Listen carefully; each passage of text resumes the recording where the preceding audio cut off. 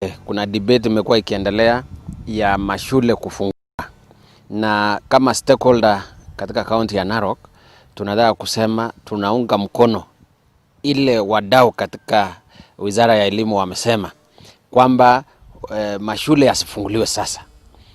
Kama jana tuliona infections imeenda juu zaidi, na kama chama cha Kuppet katika kaunti ya Narok tunataka kuhimiza makoa aweze hii masomo kufunguliwa bado isongeshwe mbele. We don't want more infections in our schools because we are seeing the rates are going up. Can we monitor? Ikifika September huko tuone kama itakuwa imestabilize, then we can talk of opening schools.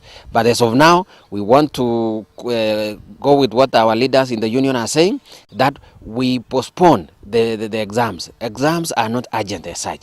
Lives are more important than the exams that people are talking about. There is no urgency in sitting for exams, but what we want to say as teachers is that the lives of our members, the lives of the learners is more important than the exams. So as a union, we want to tell Makoa, let us heed what the people are saying. We have talked with parents, and parents are insisting that we stay a little longer before we open school.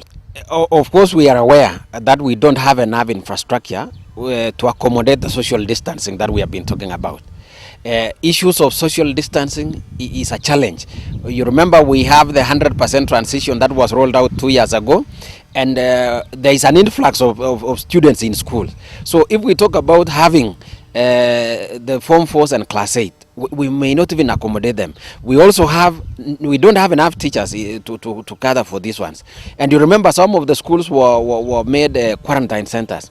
So we must first sterilize these centers. We need to sanitize everything, and then we bring sanitizers for every school. I don't think the government can afford this as of now.